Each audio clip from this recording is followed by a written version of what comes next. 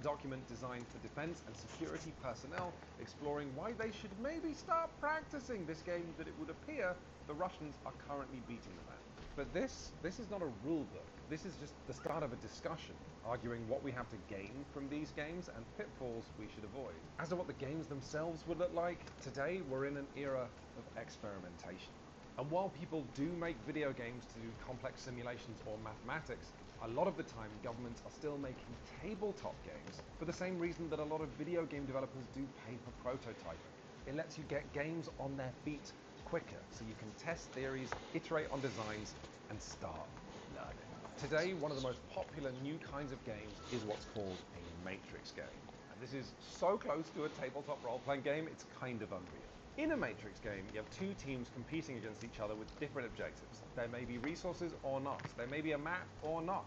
You might represent something as large as competing nations, or in one matrix game I heard of teaching cybersecurity, one player is a computer hacker trying to destroy a shipment of refrigerated medicine being kept in a port. Finally, you then have another human being, a neutral adjudicator who ostensibly knows the most about this subject matter. Teams then take turns describing their action, which might be anything. For example, I'm going to get a mole to get a job in this port, and they then offer 3 justificatory arguments as to why it would work. The other team then states 3 arguments as to why the action wouldn't work. The adjudicator then weighs these arguments and turns them into a modifier you add to the roll of a die. And the action succeeds or it doesn't. And then the next player takes their turn. And you go back and forth until someone wins or you've learned enough. But also, if you keep detailed notes on these games, as you run the game over and over and over, you'll steadily generate a list of actions each side might reasonably take, as well as the likelihood of success and consequences for all of them. And then, in theory, you'll be able to play this game without the subject matter expert at all. You'll have something like an informative board game where players simply choose their action from a big list. However, in addition to what genre of game you should use to model a problem being a source of endless discussion in this sector, there is also the unanswerable question of how big these games should be. Let's actually get Annie to animate this as well.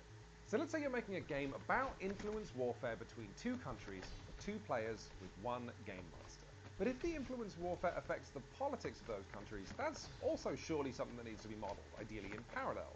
That would be more instructive. So let's take 2 more players who play the political game. So we now have a 5-player game with 2 teams of 2. But you know, there's also that other country they both share a border with that's very influential. We should model that as well. So now we're up to 7 players. At which point we maybe need 2 GMs, maybe 3. But you know what affects all of this is everyone's cyberspace warfare. So let's add a cyberspace warfare player to each team. Then we really got to get the local superpower in there. So that's 13 players. Chucking the 2 GMs in, and so on and so forth, until you've got a game that teeters on the edge of total chaos, that takes all day to play and requires whole teams of adjudicators.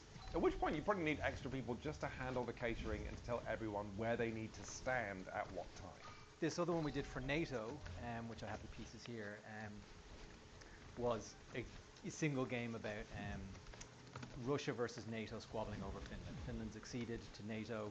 The brief was to make a game about crisis dynamics, signaling dynamics, multi-domain operations, so space, cyber, info ops, logistics, but not kinetic warfare because they have those games, and so that was fine. So what I did is to try to keep the simplicity is, it wasn't simple for me, but it was a lot of miniature games, smaller games. So, you know, you're playing the cyber game, or you're playing the space game, or you're playing the command game, and then all those games periodically transfer information to each other, which actually put a huge amount of onus on the facilitation side. That's more than 2 players? That was about 50 players. So, while wargaming might have started with 2 Prussian generals pushing little blocks around, today it can be used to model a much wider variety of problems facing a state or a military. It might take any format of game and it might feature any number of players. So, in terms of me helping you to visualize what games governments are playing with your tax dollars, I'm aware that's all super unhelpful, but it does convey something that I felt in all of my field trips to spend time with wargaming professionals, which is these people would be the first to admit to you that they don't fully know how it works. They just believe so strongly that it does work, A lot of these professionals are visibly happy to dedicate their professional careers to trying to make sense of it, or just trying to deploy this inscrutable ass power. Also, as we'll get to later in the video, many of the young people I spoke to in the sector were equally excited to explore the applications of wargaming outside of conflict, to try and make the world a better place. And everyone was keen to talk to me about games used by Britain's National Health Service to better survive COVID, or games about logistics to help charities to get their aid to the right place. All these people would also wincingly admit to me that today, almost all of the funding in the sector comes from the military. So let's move on to the next chapter of this video. How does this mass injection of government interest and money into wargaming stand to affect your and my games industry? Quins, what do you want about modeling military hardware? Most of us can't model a successful car in Tears of the Kingdom. Unfortunately. Let's do a nice Venn diagram. Thanks, Ernie. You might think of government wargaming and your and my commercial games industry as separate. They share the name of games, but they're completely different fields. That is categorically not true. There is a big slice here where we cross over. It is here that you will find the reasons that professional wargaming will take an interest in hiring gamers, will look to take our innovations in tech, and also why our games have taken a lot of our innovations from war games. And why, if you are ethically opposed to some aspect of the practice of wargaming, you should figure that out right now, before you end up in a situation like the staff at game engine developer Unity, when in 2021 they were blindsided to discover their employer had signed contracts with the US's Department of Defense. You remember that story? We all shook our heads in disbelief. And then within a year, there was another story that Unity had signed yet more, even more lucrative contracts with the DoD. And once again, we all shook our heads in disbelief. But listen to me, listen, this is gonna keep happening, and the checks are gonna keep getting bigger. Billionaire Palmer Luckey, designer of the Oculus Rift and famous for that Time magazine cover, announced this month that the new VR headset his company is working on is being driven by military applications. So I'm actually building a new headset right now.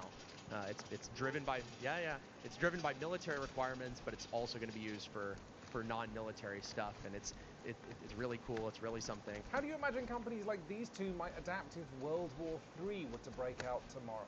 And let's not forget that in World War II, companies like Mitsubishi and Ford quickly pivoted to making tanks. But this is just technology. Let's talk about actual games. Did you know that government agencies can buy professional versions of strategy games that you and I can buy on Steam that enable them to change the statistics of military hardware in the game to perfectly match the data they have available on different weapon systems? It's true. At the Connections conference, I attended a talk by someone from strategy publisher Slytherin, where he told us, quote, "The Pentagon said they were getting more use from the Slytherin games they downloaded from Steam than the games they commissioned from wargame designers." That is nuts, but it makes sense. If you are a video game developer, you will know the awesome amount of time and money and expertise that goes into developing an engine, an interface, a simulation of a gun or a plane or a vehicle, audio acoustics, netcode. In terms of hours of expertise invested into their creation, video games are some of the cathedrals of the modern age. You think a government is going to try doing that? If I have to use one of my country's websites and it's not shit, that's such a surprise, I feel a blush of patriotism.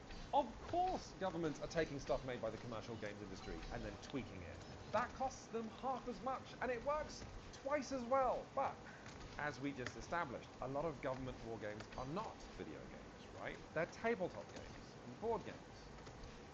This is where this story gets a little more personal for me. So this Connections conference that People Make Games went to, it was an intimidating event to go to, right? It took place at Sandhurst, a historic military academy that has been training officers of the British Army for 250 years. Attending the conference were special advisors to governments, military personnel from America, specialists who had traveled from as far as Australia and Japan. And a lot of these people knew who I was from my work with the board game YouTube channel Shut Up and Sit Down. You see, what united this community wasn't just that they made war games to spec for a living, for clients ranging from governments to militaries to NGOs to corporations. For many of them, including the organisers, they were simply passionate about some aspect of gaming. Full stop. The event had a social mixer that was just a board game night, And to some extent, that's why they're good at their job. Because if they're commissioned to make or run some board game about political maneuvering, they can pull in innovations from Diplomacy to Twilight Imperium to John Company to The King's Dilemma. One of the games I saw at DSTL was a game about British Air Force bases having to make difficult decisions about resource allocation during a crisis. And the designer proudly told me he used the infection system from board game Pandemic to simulate stress to nodal points of a network. And what really f***ed me up was learning that this influence goes both ways. One of the most innovative commercial board game designers, Volko Runke, was a figure I had been making fun of and praising on the Shut Up and Sit Down podcast for a decade for making games that were fascinating but maybe just a bit too complicated for me. I found out the connections that Volko Runke used to be an analyst for the CIA making games for them. So there I was, on Shut Up and Sit Down, covering Volko's games about counterinsurgency and going, man, where does this guy get his ideas from? But check it out. The mechanics in these games about counterinsurgency then got reworked by a different designer into a game called Root, a great board game that's about counterinsurgency among sweet little woodland creatures. And Root now has a video game adaptation and a TTRPG, and I personally know video game designers who are working on designs inspired by Root. You sound crazy when you talk about Root being a product of the CIA, but that's this story. It's crazy making, more uncannily still. One of the most beloved videos that Shut Up and Sit Down ever did was where we went to play something called a mega game about aliens invading the Earth. Everyone was putting sticks down, people were yelling at people. Forgive the quality of this video, it was a different time. The game was called Watch the Skies, and it was a huge game played on your feet with dozens of players that's a bit like playing Model UN meets XCOM. It was such a popular video that got so much attention to the game that both the game and the video got a sequel where the designers ran Watch the Skies again, but this time it had hundreds of players. And our coverage telling people about these things called mega games led to the creation of mega game societies all over the world and opened countless people's minds of what a game can even be. And the designers of Watch the Skies, who I didn't pay too much thought to when we made the video back in 2012, called themselves the UK Society of Mega Game Makers. And they were these eccentric, older British gentlemen. Now, this is only really going to blow your mind if you're a Shut Up and Sit Down fan, but the key organizer of the Connections Wargaming Conference was the designer of Watch the Skies. And the UK Society of Mega Game Makers was an organization that was created for fun by wargaming professionals using their experience running large, on-your-feet political games for governments. And the reason that these people were so successful in their career as professional wargamers and also were able to invent this thing called a mega game that inspired people all over the planet is because the skills involved are one and the same. It's the same discipline. It's all just game design, immersing the player, then fine-tuning the experience through iteration. But that's just my personal tale of terror. Let me tell you, the ancestry of gaming as a whole is completely tangled up with mankind's desire to study war.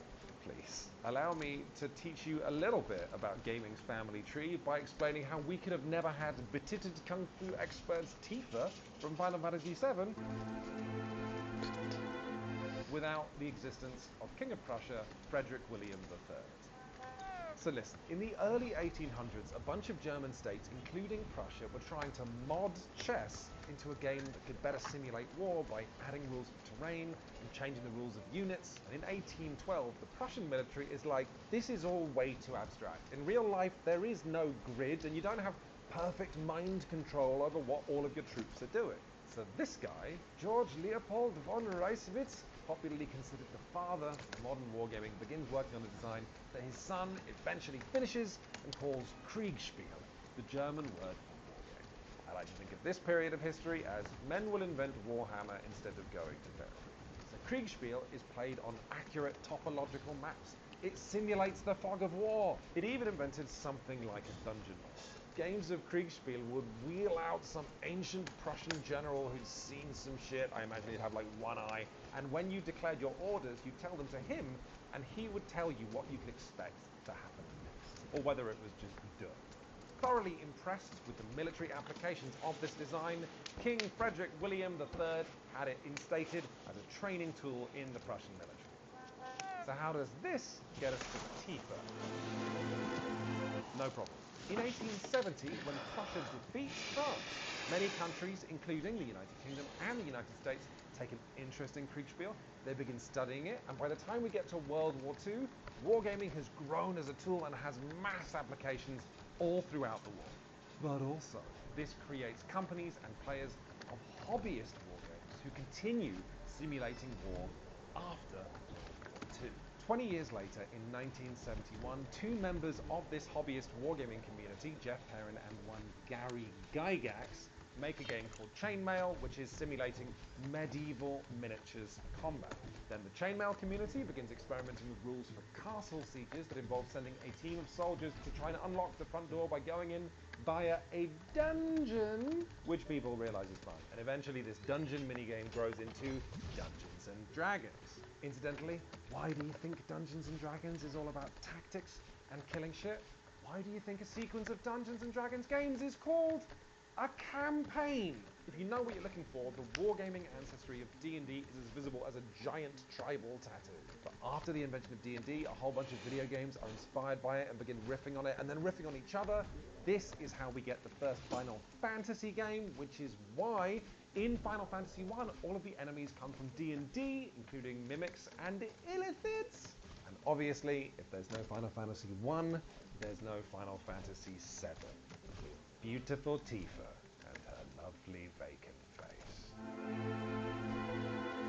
One thing I find cute is that it's not just that the birth of the RPG is a direct result of military innovations, but hundreds of years ago, Prussians were getting in the same sort of fights about the additions of their game as today's D&D and Warhammer fans. In 1873, Prussian Lieutenant Wilhelm Jacob Meckel published a treatise saying the current edition of Kriegspiel was too complicated and the game was better when it was simpler. And then there was a new edition that took into account his concerns and gave more freedom to the GM. And lots of people preferred it, but not everybody. But more generally, if we're talking about the kind of influence the military has on video games and vice versa, there is obviously the subject that could make for a whole separate video about the kind of stories that we tell as a society. I don't want to alarm you, but this is sort of Sociology 101. For people living in any society, there is this jingoistic, self-aggrandizing oxygen that we all breathe that forms our national identity.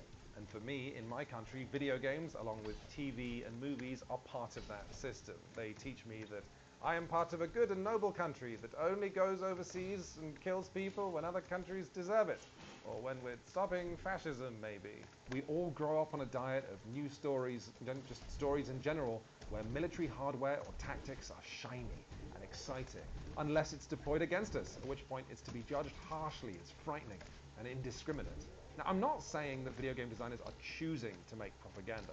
I am saying that our society, as with every society, is so saturated with certain ways of thinking that we don't even notice we're doing it, but nonetheless we are reinforcing it. This is the loop that sees Call of Duty games being popular for letting us live out a fantasy that our society imbues us with of being a soldier, where we can't help but learn about our country's weaponry and strategies and heroism, which is all displayed in exquisite detail, and how now, certainly in the UK and America, we're getting recruitment adverts for the armed forces that make service look like a video game. Helpfully, in terms of illustrating this point, while I was writing this script, Ukrainian Fight Drone Simulator was just listed on Steam. A game looking to let us experience living out the POV footage you see from real-life Ukrainian drone pilots. But for me, the ugliest example of this has always been the gunship levels that started appearing in Call of Duty games around about 2007, where in seeking to replicate the distant fuzzy cameras on real-life gunships, just ended up indistinguishable from footage coming out of the Second Gulf War. The first time I played one of these, I felt sick. I still feel sick watching them back. But let's stay on topic. Perhaps the most self-deprecating argument that the games industry should be paying attention to the resurgence of war games is that people make games. A gaming YouTube channel were given access to a UK government R&D facility, where more than a dozen people were kept from doing their day job. They had to clear their office of sensitive documents before we arrived. They had to sit and answer our questions and show us their games. Why would they do that? It is surely because His Majesty's government wants DSTL's wargaming arm to look good in front of People Make Games audience of gamers. for reasons of public relations and recruitment. Because this global push, arguably a race now to design more war games and better war games, has to involve bringing in more people with the right skills, with expertise in working in video games, in board games, even LARP. And the people who were giving us answers in our interviews, you could tell we were trying to make working feel like. I spoke to one woman who got hired from the LARP community who talked about the importance of immersion in government war games. She said it helped players interact emotionally with the decisions they were making when they felt something real was at stake. Forgive me for a wonky segue, but it sounds like you've got a really fun job of people shooting, organising things with people shooting zombies running around a warehouse. Yeah. You have now swapped that for the bleaker end of the spectrum of people running around and shooting weapons at each other. Was that something you wanted to do? It's an interesting question. So there is an overlap of interest there because it's all gaming. This has a lot more meaning behind it. So that is fun. That was fun. This is engagement and meaning. This actually changes stuff for the world and for other people. Whereas, gaming, it does change stuff for people in a lot of ways, particularly in the way they can develop their personal sort of characteristics and skills and those sorts of things. But this has like a wider effect. Not only does the wargaming sector see the benefit in a whole spread of gaming expertise, the same push towards diversity that we're seeing in our games industry is being completely replicated. Gaming and wargaming has very often been seen as the domain of middle-aged white men, and that's something we're trying to move away from at DSTL.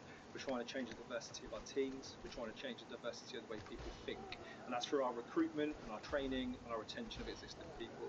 So your audience, I'd like to say, if you're sitting there and thinking, I could be a wargame designer because of my background and my ethnicity and my diversity, ask yourself why, and actually get in touch with DSTL to find out what we can do to help you. I would encourage you to take a hot second before getting in touch with DSTL. Maybe just finish this video first. Also, on the subject of diversity, at the Connections conference, I was talking about Gamergate, and I had the peculiar experience of a major in the British Army in his 60s, knowingly not, reach out and palm me these two enamel pins. A polyhedron in the colours of the Pride flag, and a stop harassment in gaming sort of demand, which was at once sweet and also a bit meaningless. So I guess this is as good a point as any in this video to start talking about the ethics of all of this. A topic I feel better equipped to handle than most, and also just in awe of what a frightening subject it is. So the well-trodden path to success for a YouTube video essayist is to tell you exactly how you should feel about something. So when the video ends, you are left with a sense of resolution. Maybe you even understand exactly who was wrong and who was right. But morally, I feel that I can't do that. It would be ignoring the diversity of backgrounds and worldviews in the PMG audience, but also among the PMG team. But I do believe that the games industry as a whole has an opportunity, maybe even arguably a moral obligation, to learn about this subject and begin discussing it. Because what's happening right now is governments taking innovations that we have generated in the service of play and then using them to change how they govern. We're at the precipice of something right now. Our games, our expertise, our technology is changing the world and, yes, in some cases, directly leading to the deaths of individuals. And as I said at the start of this video, wargaming has come and gone in the past. This time, we have power. Today is the first time that wargames have returned as theory, as funding buzzword, and as praxis to find games as an industry and a global community here waiting for it. Culturally, we are now the defining artistic medium of a generation. And yeah, RPGs might have been spawned from wargaming in an indirect way. Right now, the big actual play shows are playing Madison Square Garden and Wembley Stadium. But while I can't tell you exactly what's to be done, that's something that you have to decide for yourself. I can tell you that doing nothing with this power feels pathetic. It feels like a dereliction of the standards of artistry, of intelligent debate, and of care that we hold ourselves to as a community. So, what I want to do next in this video is just give you, our audience, and the larger games industry a starting point for these discussions I think we should be having. And so, let's start with the elephant in the room. The big question that I bothered every single one of my interviewees about and may well have been bubbling away in the back of your brain since you first clicked on this video. Namely, isn't this whole practice totally reprehensible? These guys are turning games and play into a warfighting tool. And like, yeah, that is one way to look at what is happening right now. I told you I wasn't going to tell you how to feel in this video, but I will offer you a little bit of outrage as a treat. For 90% of my time in the sector, I was bowled over by how honest and introspective they are. You want to talk about controversies, politics, do these games even work? Wargaming professionals will yes and your criticism by pointing out other problems that you haven't even considered. Jesus, day one of the conference, I participated in a mega game that was like this big icebreaker that simulated the wargaming industry in miniature. So some people were on teams role-playing like the Air Force, some people were role-playing the university designing games for them. And it played like a knowing satire of everything that was wrong with how wargames are commissioned and used. It was all about wargame designers struggling to make ends meet and the militaries getting crap games that didn't work. But I said that was 90% of my time in the sector, right? That remaining 10%? Repeatedly, I kept catching sight of this single dark cog at the bottom of this industry that keeps the whole machine turning, and I'm sure this is something in common with people who do PR for the military proper. So I would test the water with these folks by asking them outright, so are you designing games that kill people? And the line they'd use is, no, you've got it wrong, these games save lives. That's the canned line I kept hearing. And you'd go, okay, well, whose lives are we saving? And they'd say, well, our servicemen and our civilians. But these games are helping us to kill our adversaries, right? And then they'd say, well, yes, some of them will do that. And it made me feel crazy. It's pure doublespeak that shows you the grim mathematics that this sector has to do to survive. Now, I do genuinely believe that all these same people I was interviewing understood the horror of war better than most. Probably better than me or you watching this video. One of my interviewees lost a limb as a result of injuries sustained in military service. But still, I did not enjoy my time visiting under the stuffy quilt of nationalism that has to cover the people that do this job that the system requires them to do. I found it philosophically suffocating. Because when you talk about the British military exclusively in terms of defence, you immediately remove from the conversation, just vanish, all the wars in British history that are now considered morally cataclysmic. Who are we to hide behind the gleaming euphemism of defence, when our overseas adventurism studs our history? From our historic colonialism to our most recent invasions of Iraq and Afghanistan, not to be confused with our previous invasions of Iraq and Afghanistan, from our role in the creation of Israel through to arming it today.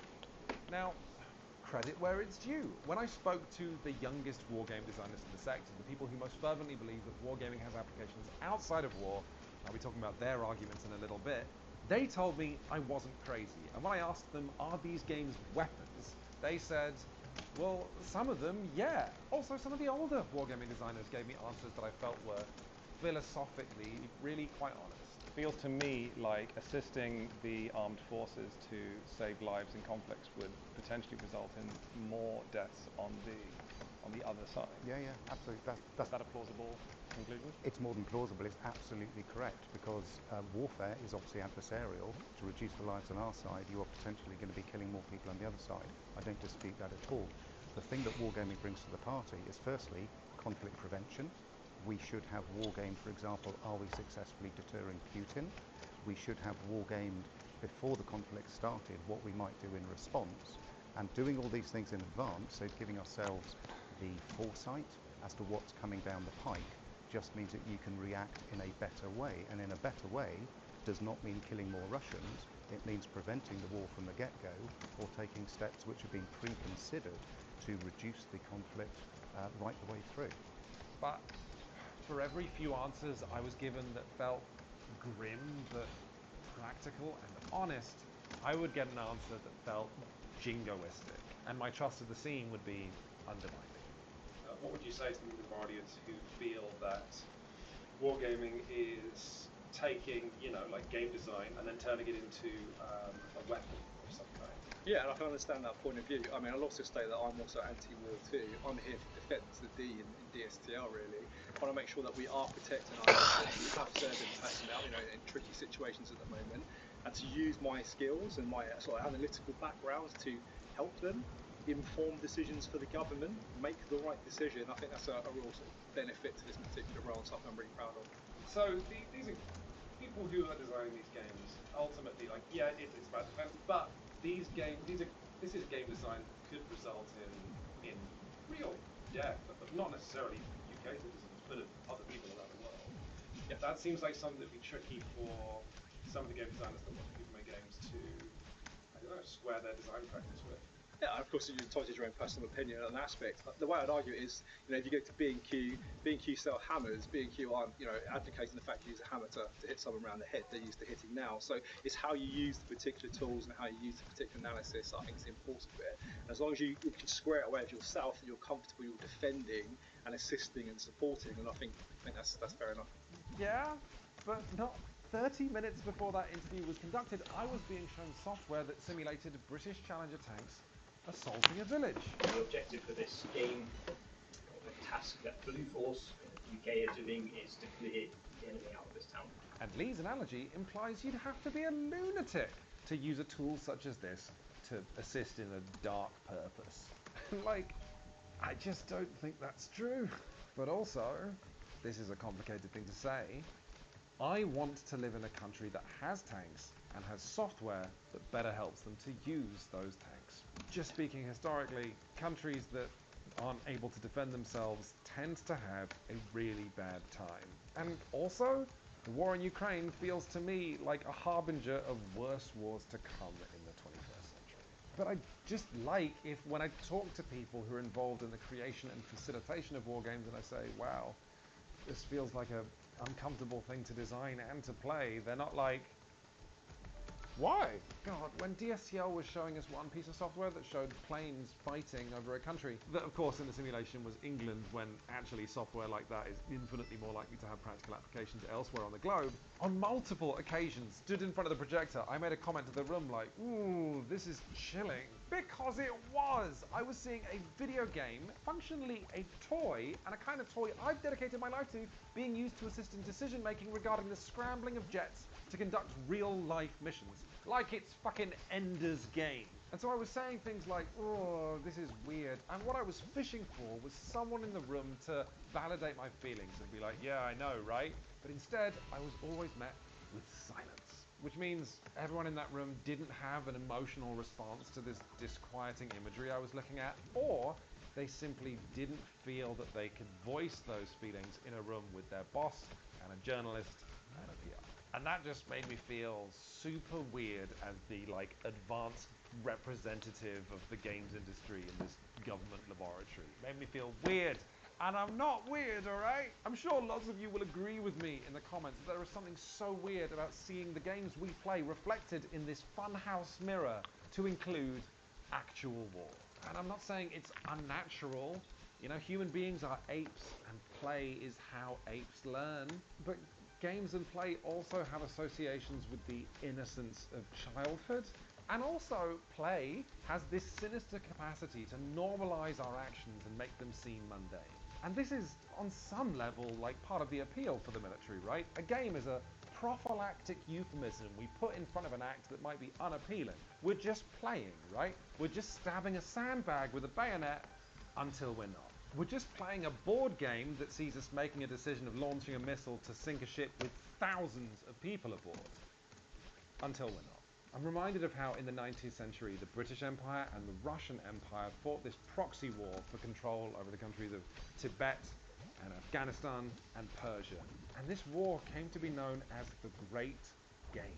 A piece of language that has always really troubled me because for the people making the decisions and sending people to die and deciding the fates of these countries, they get to enjoy the sort of foxy imagery that they're playing a game. What do those pawns in this analogy represent? Those pawns are human beings. But so long as we think of all this as a game, as pieces on a board, we don't need to think about the countless lives that we are changing forever. And speaking of Russia, when People Make Games started researching this story, the war in the public consciousness was Ukraine.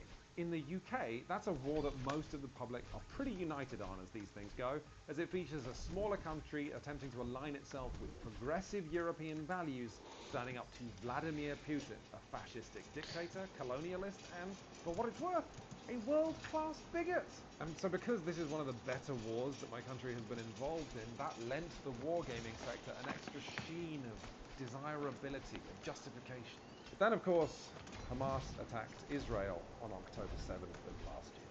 And Israel's indiscriminate response, that at the time of publishing this video continues to lead to the deaths and inconceivable suffering of the Palestinian population, has led to global condemnation. And almost overnight, this video we were working on became even more uncomfortable than it already was.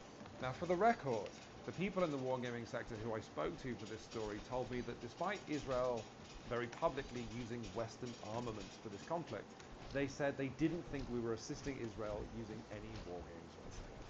However, it's also true that countries that are allies regularly conduct war games and military maneuvers together and share expertise. So while I have no way to confirm this, it seems possible to me that Israeli military officials might have attended events where they were able to learn Western wargaming methods and then take them home to practice and refine those war games themselves.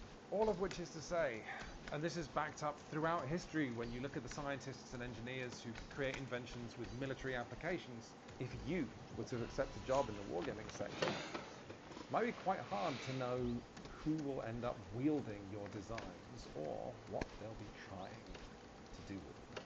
I mean, it's sort of what Lee said, right? If you make a hammer, the question is, do you feel responsible if a maniac uses it? I think where Lee and I differ is I just think there might be more maniacs than he does. Like, most of the audience for this video are going to be living in the United Kingdom or the United States, and those are two countries with, let's say, very checkered decision making. And so it just feels to me that on one level, if you are signing up to make war games for your country, you are just crossing your fingers that what you make and what it's used for does not later become a source of shame. That said, it was pointed out to me that for lots of wargame designers, they have some degree of autonomy over what they make and who they work for. So even this can be complicated. I was in Rome at a NATO conference and I was on my own having dinner and I got talking to somebody at the table next to me who was also from Ireland. I thought, oh, well, that's a nice coincidence. It turned out he was actually Belgian. I said, what do you do? And he said, I work in the central bank. I'm an economist. I said, what do you do? And I explained what I was doing there. And then he kind of lectured me about, how do I sleep at night, working with NATO, and when they're doing all these terrible things, and all the violence in Ukraine, and I'm like, well, NATO's trying to help, and he's like, well, they're just making it worse, and I was like, oh, I think I'm the bad guy in this conversation with the central banker, and it's kind of stuck with me, and I haven't quite got the answer to it. I think one of the things I tell myself is, this is being done, whether I studied or not, it's being done, and it will be useful to know what and how it actually works. I suspect that most war games are creating some form of distorted knowledge or distorted educated training, negative learning of some kind, very often. It'd be useful to understand that better so that we do it less. But the downside is that, when I sometimes say to my students, oh, you have to study civil wars because then you can understand how to defend them. The difference with something like wargaming is you're actually studying a tool. So as you understand how to refine it more, there's every possibility that people you don't like will start using that refined tool. This relates to my last question, which is, is this discipline taking commercial game design and turning it into weapons? Is it turning into weapons? I'm not sure it's turning it into weapons. I think it is. I think it can influence actual decisions around military warfighting things, including weapons procurement. So it's used sometimes to test weapons. I don't think it is a weapon itself, right? Because I think we'd have to be clear about how are you hurting somebody directly with war games. But indirectly, is this harming people? At least sometimes, yes, definitely. So then it's, well, I guess look at yourself. I don't know. I mean, it's right now at this moment in history, I'm more confident than I was maybe even 10 years ago about, if we have to pick sides, I'm a little bit more comfortable picking one than I used to be. I just have a baby daughter now, and I don't think everywhere in the world is the exact same, and I don't think any country is interchangeable with any other country. It'll just be the same. I think it'll be radically different. It's like there are sides to some degree. I just never thought I'd be in a position where I actually have to kind of come down off the fence. But there you go. Lots to think about, but let's just hit the reset button on this philosophical discussion real quick. so I can reframe it by using my ruler from hell. This is a promotional tchotchke given to me at Connections by a gentleman promoting his company, Mines, Mission Impacts of Nuclear Event Software. And it is a pocket-sized